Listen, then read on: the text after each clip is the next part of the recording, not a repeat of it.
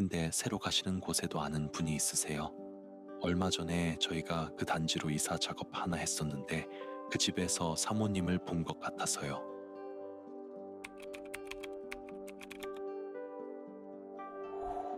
안녕하세요. 사연 들려주는 남자 사들남입니다. 오늘의 사연 함께 들어보실까요? 안녕하세요.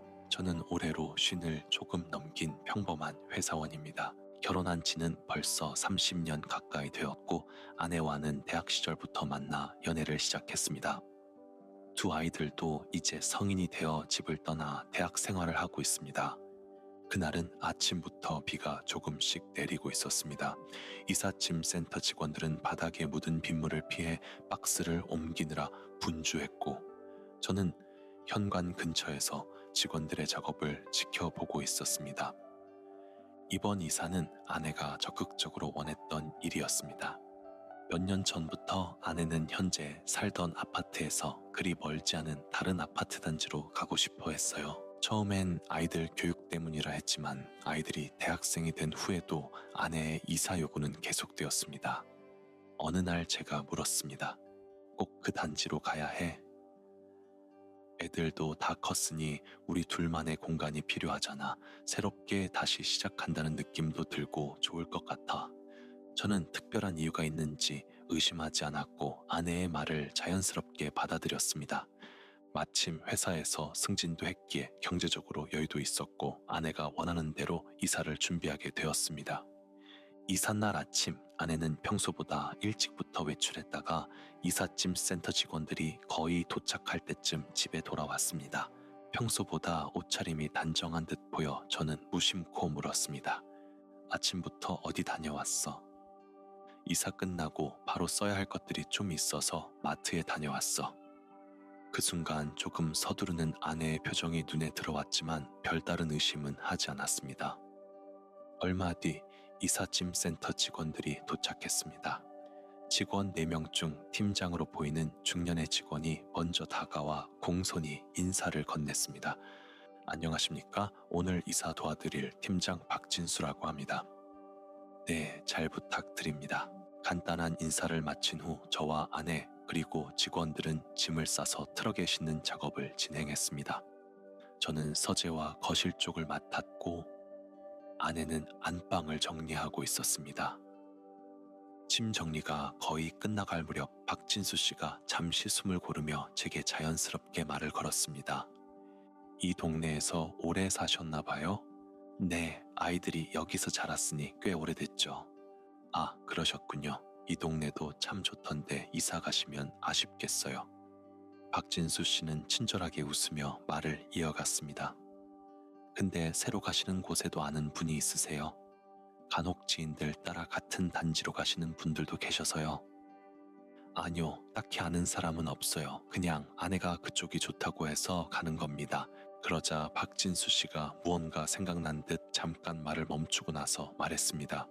아, 그런가요? 얼마 전에 저희가 그 단지로 이사 작업 하나 했었는데 그 집에서 사모님을 본 것 같아서요. 그래서 같은 단지로 이사 가시는 건가 싶어서 여쭈어봤습니다. 네? 제 아내를요? 네, 제가 정확히 본 건 아니고 그냥 얼핏 봤는데 비슷한 분이 계셔서 기억이 났어요. 혹시나 지인이시거나 친척이시려나 해서요. 저는 갑작스러운 그의 말에 순간 당황했습니다. 이사에 대해 별다른 생각 없이 있었는데 갑자기 알 수 없는 불편한 감정이 올라왔습니다. 아마 비슷한 사람을 보신 것 같아요. 그 단지에 아는 사람은 없어서요. 아, 그러시군요. 죄송합니다. 아닙니다. 괜찮습니다. 박진수 씨는 웃으며 고개를 숙이고 다시 일을 이어갔습니다. 하지만 그의 말이 마음에서 쉽게 떠나지 않았습니다. 박진수 씨가 본 게 정말 아내인지 그리고 아내가 왜 그렇게 같은 단지로의 이사를 강하게 원했는지도 이제는 의심이 되기 시작했습니다. 저는 그때부터 아내의 행동을 무의식적으로 신경 쓰기 시작했습니다. 아내는 저의 이런 시선을 눈치채지 못한 채 바쁘게 짐을 정리하는 데에만 집중하고 있었습니다. 이삿짐을 거의 다 실었을 때 아내가 다가와 말을 걸었습니다. 여보, 나 잠깐 나갔다 와도 될까? 은행에 볼 일이 있어. 이사 때문에 오늘 처리할 게 좀 있어서. 지금 이사 끝나고 가도 되잖아. 그때 가면 사람 많아서 오래 기다려야 해. 당신이 마무리 좀 부탁해. 저는 마음이 복잡했지만 티를 내지 않고 대답했습니다. 그래, 다녀와. 아내는 가방을 들고 빠르게 집을 나섰습니다. 저는 문득 아내가 진짜로 은행에 가는지 아니면 다른 곳으로 가는지 궁금해졌습니다. 지금까지 아내를 의심한 적은 단 한 번도 없었지만 박진수 씨가 한 말 때문에 제 머릿속에는 자꾸 이상한 생각이 들기 시작했습니다. 저는 마음을 진정시키며 남은 짐을 정리했습니다. 겉으로는 아무 일 없는 듯 행동했지만 마음속은 전혀 그렇지가 않았죠. 이삿짐 정리가 마무리될 무렵 박진수 씨는 명함을 한 장 건넸습니다. 짐 정리하시고 혹시나 문제 있으면 언제든 연락 주세요. 저는 별 생각과 없이 명함을 받아 넣었습니다. 그날을 끝으로 박진수 씨와는 다시 만날 일이 없을 거라 생각했으니까요.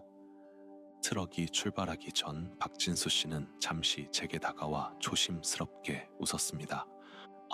아까 드린 말씀은요. 제가 착각했던 것 같아요. 그냥 얼굴이 닮았던 분인 것 같더라고요. 신경 쓰지 마세요. 저도 별다른 생각 없이 웃으며 답했습니다. 예, 괜찮습니다. 그렇게 이사 날은 무탈하게 지나가는 듯 했습니다. 하지만 그날 밤 새로 이사한 집의 낯선 공기 속에서 저는 잠을 이루지 못했습니다. 정말 그냥 닮은 사람이었을까? 아니면 괜한 말을 했다고 느껴서 덮으려 한 걸까? 머릿속을 떠나지 않는 질문이 하나 생겼고 그건 며칠이 지나도 사라지지 않았습니다. 그날 이후로 아내의 작은 행동 하나하나가 유난히 눈에 들어오기 시작했습니다. 전에는 무심히 넘기던 행동들이 이제는 모두 의심의 조각처럼 느껴졌습니다. 화장을 하고 나가는 횟수가 늘어났고 전화 통화는 더 조심스러워졌으며 외출이 잦아졌습니다. 그렇다고 티를 내진 않았습니다. 여전히 웃으며 대화하고 함께 저녁을 먹었습니다. 하지만 마음 한켠엔 불편한 그림자가 짙게 드리우기 시작했습니다. 결정적으로 마음이 뒤틀린 건 어느 주말이었습니다. 이번 주 토요일에 친구들이랑 근교로 1박 2일 여행 가기로 했어. 동창들 몇 명이랑. 어디로? 가까워. 고속도로 바로 옆에 있는 데라서 금방 가더라고. 아무렇지 않게 말했지만 저는 대답 대신 고개만 끄덕였습니다. 그리고 다음날 서랍을 열어 박진수 씨의 명함을 꺼냈습니다. 그 사람 도대체 왜 그런 말을 꺼냈던 걸까? 결국 전화를 걸었습니다. 하지만 박진수 씨는 명확히 선을 그었습니다. 그건 제가 말씀드리기 어려운 부분입니다. 고객 정보라서요. 괜한 의심인지도 모릅니다. 하지만 그게 맞다면 제가 알아야 할 일 같아서요. 정말 죄송합니다. 제가 드릴 수 있는 말은 없습니다. 통화를 끊고 나서도 저는 마음을 놓을 수 없었습니다. 결국 다음날 오후 명함에 적힌 이삿짐 센터 주소를 따라 직접 사무실을 찾아갔습니다. 박진수 씨는 놀란 표정이었지만 저를 사무실 안으로 들였습니다. 제가 너무 무례한 거라는 거 아는데요. 그날 말씀하신 그 집 이사한 분이 남자였습니까? 박진수 씨는 한숨을 쉬었습니다. 연락 주셨을 때도 말씀드렸듯이 제가 더 드릴 말씀이 없습니다. 저희 쪽 입장도 있고 사적인 문제다 보니 괜히 개입했다가 문제가 생길 수도 있고요. 부탁드립니다. 누구한테도 말 안 하겠습니다. 그냥 집 주소라도 알고 싶습니다. 잠시 망설이던 그는 조용히 말을 꺼냈습니다. 404동 702호입니다. 남자분 혼자 사셨어요. 책장에 전부 법전이고 서류 박스 중에 무슨 로펌이라고 적힌 것도 있더라고요. 아마 변호사이신 것 같았습니다. 감사합니다. 이건 절대 말 안 하겠습니다. 그는 단호하게 말했습니다. 절대로 제가 알려드렸다는 말은 하시면 안 됩니다. 부탁드립니다. 저는 고개를 깊이 숙이고 그 사무실을 나섰습니다. 며칠 뒤 토요일이 되었습니다. 아내는 아침부터 외출 준비를 시작했습니다. 화장은 평소보다 훨씬 진했고 옷차림도 평소보다 세련돼 있었습니다. 언제 출발해? 조금 있다가 친구가 차로 데리러 온대. 단지 입구에서 만나기로 했어. 저는 말없이 고개만 끄덕였습니다. 그리고 아내가 현관문을 나선 지 3분쯤 뒤 아내를 뒤따라 나섰습니다. 멀리서 아내의 뒷모습을 지켜봤습니다. 단지 정문으로 향할 줄 알았는데 그녀는 조용히 단지 내 골목길을 돌아 404동 쪽으로 향했습니다. 그 순간 가슴 속에서 뭔가 철렁 내려앉았습니다. 404동 입구 근처 멀찍이 숨어서 지켜보던 저는 아내가 누군가를 기다리듯 주변을 살피는 걸 보았습니다. 곧이어 어두운 회색 SUV 차량이 천천히 단지 안으로 들어섰고 아내는 익숙하다는 듯 그 차의 조수석 문을 열고 탑승했습니다. 남자의 얼굴은 보이지 않았습니다. 하지만 그 차량이 향한 방향을 보는 순간 더 이상 망설일 수 없었습니다. 저는 바로 큰 길로 나가 택시를 잡았습니다. 방금 지나간 회색 SUV 보셨죠? 그 차 따라가 주세요. 너무 붙지는 말고요. 예, 알겠습니다. 차는 교회 쪽으로 향했습니다. 30분쯤 지났을까요? 차량은 외진 지역의 한 식당 앞에 멈췄습니다. 아내와 남자는 식당 안으로 들어갔고 저는 그곳에서 계속 기다렸습니다. 식사를 마친 두 사람은 다시 차로 올라탔고 이번엔 더 깊숙한 쪽으로 이동했습니다. 차가 도착한 곳은 허름한 간판이 달린 오래된 모텔이었습니다. 아내와 남자는 별말 없이 팔짱을 낀 채 함께 모텔로 들어갔고 그 문이 닫히는 걸 바라보는 순간 모든 감정이 차오르다 못해 텅 비는 기분이었습니다. 택시 기사님이 조용히 말했습니다. 여기까지만 하시죠. 네, 돌아가 주세요. 집에 돌아온 저는 아무 말도 아무 생각도 하지 못했습니다. 거실 소파에 앉아 문득 박스 더미 사이에 놓인 우리 가족 사진이 눈에 들어왔습니다. 한때 함께 웃고 있던 사진 속 아내와 아이들, 그 사진을 보고도 아무 말 못하고 눈을 감은 채 저는 묵묵히 생각했습니다. 아, 다 끝났구나. 며칠 동안 저는 아무 일 없는 듯 지냈습니다. 아내는 여전히 같은 일상을 보내고 있었고 저는 그 일상에 조용히 묻혀 지내는 척했지만 머릿속은 온통 복잡한 생각으로 가득했습니다. 그날 모텔 앞에서 본 광경은 머릿속에 각인돼 잊히질 않았습니다. 내리자마자 팔짱을 끼던 아내, 문을 열고 들어가는 뒷모습, 그리고 그 문이 닫히는 순간까지도. 시간이 지날수록 감정은 더 깊고 무겁게 가라앉았습니다. 의심은 끝났고 이제는 확인과 정리가 필요한 단계라고 느꼈습니다. 그래서 변호사를 찾아갔습니다. 지인에게 소개를 부탁해 상담 예약을 잡았고 며칠 뒤 조용한 변호사 사무실에서 제 상황을 차분히 설명했습니다. 사진, 영상, 메시지 내용이라든지 직접 하시기 어려우면 사설 탐정을 고용하는 것도 고려해 보셔야 할 겁니다. 변호사는 그렇게 조언했습니다. 저는 곧바로 소개받은 사설 탐정 사무소에 연락을 했습니다. 조금은 머뭇거리는 마음으로 전화를 걸었지만 받은 사람은 덤덤하고 실무적인 어조로 답했습니다. 동선 관찰, 차량 추적, 현장 사진 확보, 이 세 가지를 기준으로 작업합니다. 최근 외출 일정이 있으신가요? 이번 주 일요일쯤 외출한다고 들었습니다. 그리고 아내가 자주 가는 아파트 동호수는 알고 있습니다. 그는 메모를 남기는 듯 잠시 뜸을 들이다 조용히 말했습니다. 현장 요원 둘이 금요일부터 주기적으로 관찰 들어가겠습니다. 정확한 사진 확보는 시도하되 인물 식별이 가능할 때만 전달드릴게요. 이제는 되돌릴 수 없는 단계까지 온 것이 실감났습니다. 그 주 금요일부터 연락이 왔습니다. 오늘은 별다른 움직임 없었습니다. 특정 남성과의 접촉은 아직 포착되지 않았습니다. 토요일에도 비슷한 보고가 이어졌지만 일요일 오후 문자가 왔습니다.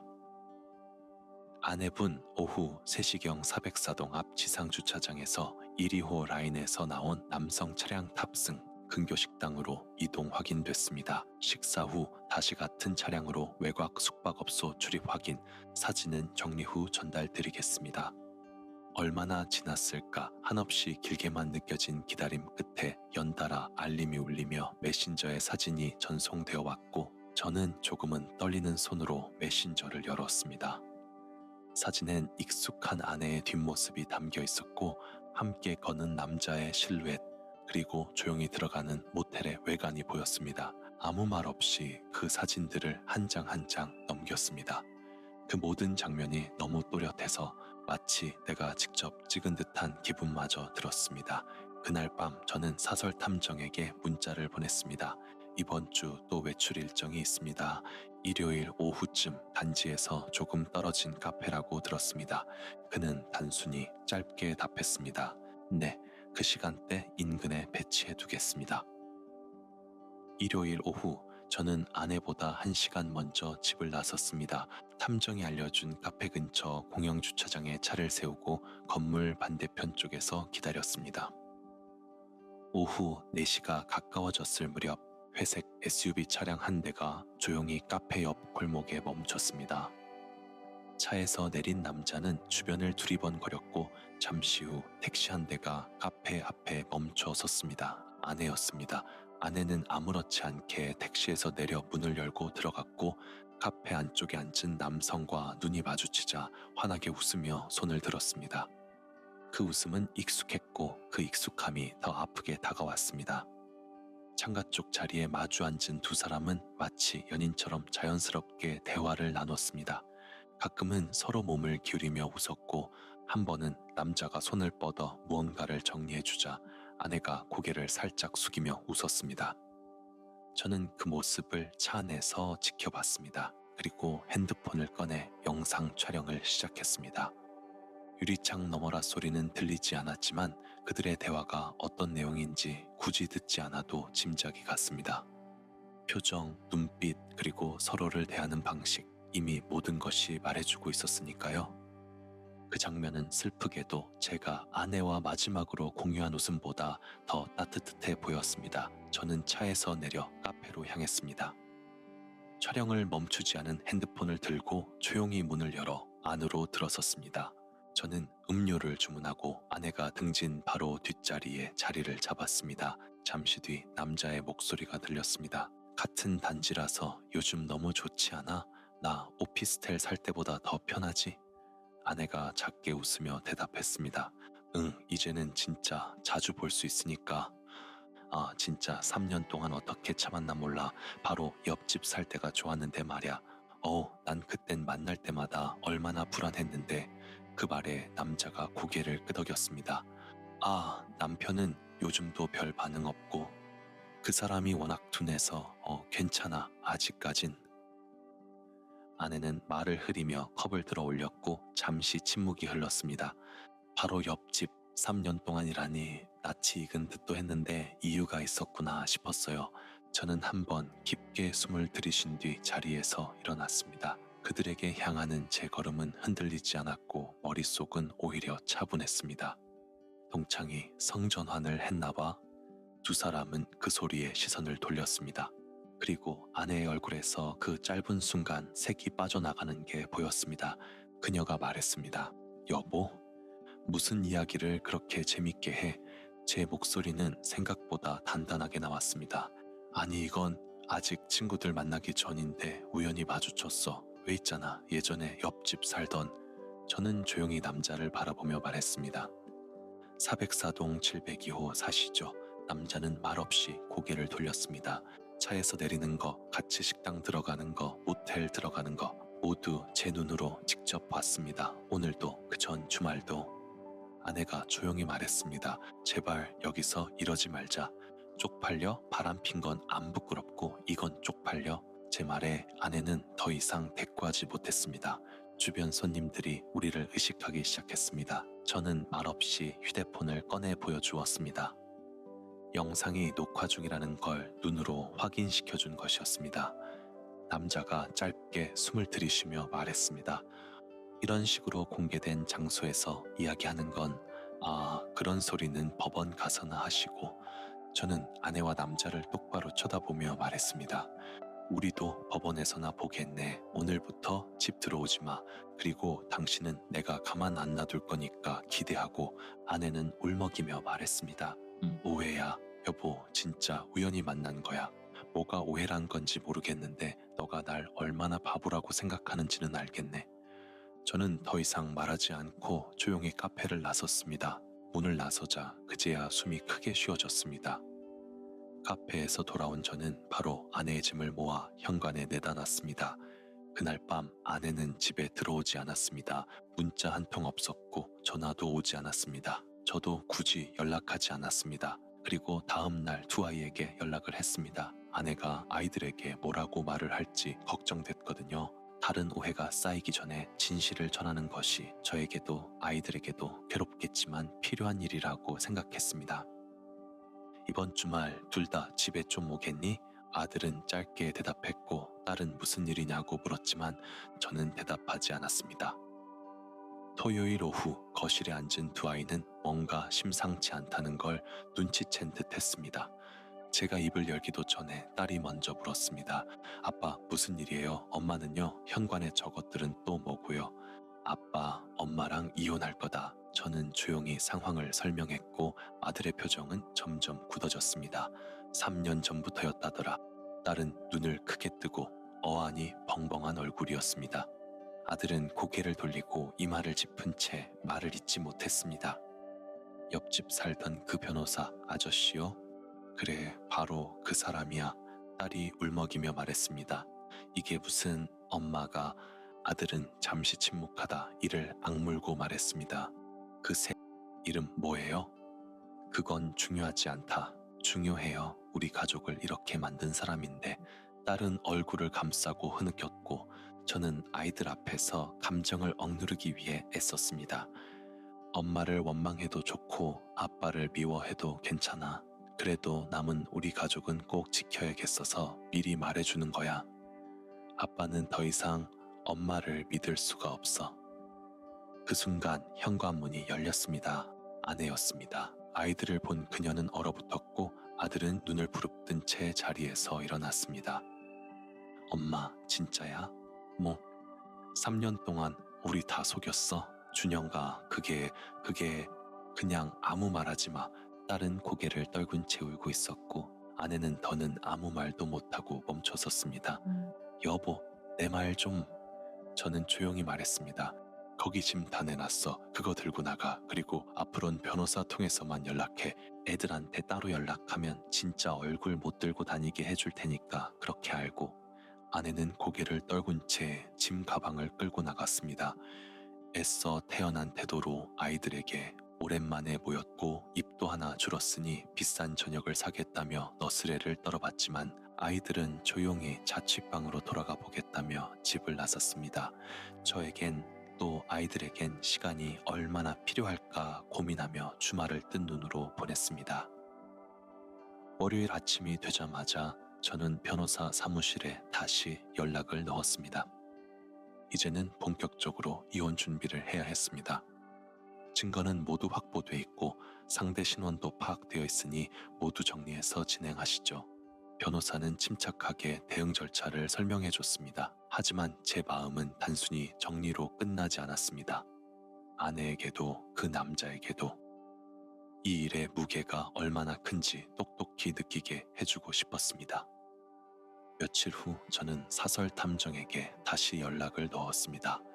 주로 증거 확보나 위치 추적을 맡아주었지만 아무래도 흥신소 같은 일도 하지 않을까 싶어서요. 혹시 로펌 앞에 전단지 배포나 1인 피켓 시위 같은 것도 대행하십니까? 잠시 정적이 흐른 뒤 그는 낮게 대답했습니다. 전단지 문안, 법 위반 소지 없는 선에서 잘 구성해 드릴 수 있습니다. 피켓 시위도 명예훼손 안 걸리게 조절 가능합니다. 내용만 정리해서 주십시오. 며칠 후 로펌 앞에서 검은 보제 마스크를 쓴 남성이 묵묵히 피켓을 들고 서 있었습니다. 불륜 저지른 변호사에게 당신의 삶을 맡기시겠습니까? 3년간 기혼 여성과 내연 관계 유지, 이혼 유도 목적 확인됨. 더 자세한 내용의 전단지도 준비했습니다. 점심시간 무렵 로펌 인근 직장인 밀집 지역에 배포됐고 곧 온라인에도 퍼질 거라며 제 일을 단 듯 자신감 넘치는 탐정의 보고가 전해져 왔습니다. 그날 오후 처음으로 그 남자에게서 연락이 왔습니다. 제 번호를 어떻게 알았는지는 몰라도 아니 아내에게 물어봤겠구나 싶더군요. 선생님 부탁드립니다. 이런 식은 너무... 이런 식은 뭐요? 그쪽은 지난 3년간 우리 가족을 뭉개놓고 무슨 말을 하시려는 겁니까? 저도 그 사람과 진지하게 생각한 건 맞지만 가정을 파탄낼 의도는 아니었습니다. 상황이 이렇게까지 될 줄은. 그의 변명은 길었지만 저는 아무 말 없이 끊었습니다. 며칠 뒤 그는 다시 연락해 왔습니다. 회사에서도 다 알게 됐습니다. 곧 징계위원회 올라갈 겁니다. 저 좀 살려주십시오. 알아서 감당하셔야죠. 이거 명예훼손인 거는 알고 이러시는 거죠? 오, 훼손될 명예가 있으신가 봐요. 좋으시겠어요. 그 이후로 연락은 끊겼습니다. 소문이 퍼졌는지 로펌 공식 사이트의 구성원 페이지에서 그의 이름도 사라졌습니다. 며칠 뒤 아내에게서 연락이 왔습니다. 몇 번의 부재중 전화, 짧은 문자 한 통, 우리 잠깐 얼굴 볼 수 있을까? 저는 답하지 않았습니다. 이미 저에겐 그럴 이유도 여유도 없었습니다. 하지만 그날 저녁 퇴근길 아파트 단지 입구에서 아내가 저를 기다리고 있었습니다. 여보, 아니 준호 씨, 돌려 말하지 말고 무슨 일인지 말해. 그녀는 짧게 눈을 감았다가 떴습니다. 그 사람 로펌에서 잘렸어. 명예훼손으로 고소하겠대. 우리 아이들 생각하면 이런 방식은 아닌 것 같아. 제가 조용히 대답했습니다. 명예훼손이라 3년 동안 불륜 저지른 사람이 이제 와서 명예를 말하는 건 좀 이상하지 않아? 그녀는 아무 말도 하지 못했습니다. 그리고 결국 고개를 떨구고 말했습니다. 미안해, 정말 내가 너무 어리석었어. 실수였어. 용서해줘. 다신 찾아오지 마. 제 목소리는 낮고 단단했습니다. 나는 당신을 더는 내 삶의 일부로 받아들일 생각 없어. 그리고 앞으로도 그럴 일이 없을 거야. 그녀는 입술을 깨물었습니다. 애들한텐 그래도 설명은 하고 싶어. 나도 엄마니까. 엄마 자격은 책임에서 나오는 거야. 그걸 잃어버린 건 당신이야. 그녀는 더는 아무 말도 하지 못하고 발걸음을 돌려 천천히 사라졌습니다. 멀어지는 뒷모습을 보며 저는 처음으로 정말 모든 게 끝났다는 느낌을 받았습니다. 이혼은 약 1년의 소송 끝에 마무리되었습니다. 녹화 영상과 탐정이 수집한 사진 증거 3년간의 관계 지속 정황이 명확하게 제시됐고 재산 분할은 제가 유리한 조건으로 마무리됐습니다. 새로 이사한 아파트 역시 제 명의로 남게 되었고 상대 남성에게는 위자료 청구도 일부 인정됐습니다. 그렇게 이혼이 확정되고 몇 달이 지났을 무렵 회사에서는 인사 발표가 있었습니다. 부장님, 승진 축하드려요. 고마워요. 축하드립니다. 묵묵히 하신 만큼 돌아온 겁니다. 축하의 말들을 듣고도 큰 감흥은 없었습니다. 아무래도 마음 한켠은 여전히 얼어붙어 있었던 것 같습니다. 상간남의 명예훼손은 약간의 벌금으로 마무리했고 전 아내는 그 뒤로도 몇 번 문자와 부재중 전화를 남겼습니다. 하지만 저는 응답하지 않았습니다. 단지 입구에서 한번 마주쳤을 때 저는 보고도 모르는 척을 했고 그녀는 아무 말 없이 고개를 숙이고 돌아섰습니다. 그걸로 충분했습니다. 지금 저는 혼자 살고 있습니다. 아들은 군대를 갔고 딸은 방학 때도 보기가 힘들어졌어요. 명백히 아내가 잘못한 것을 인지하고 있는 듯하지만 충격이 컸는지 연락도 뜸하고요.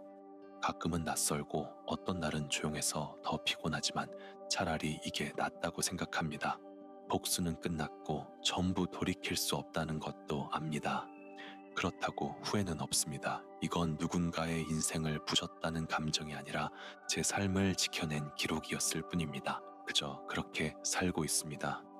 더도 말고 덜도 말고 조용하게. 오늘 준비한 사연은 여기까지입니다. 잘 들으셨나요? 어디에도 말하지 못했던 여러분만의 사연 기다리겠습니다. 지금까지 사연 들려주는 남자 사들남이었습니다.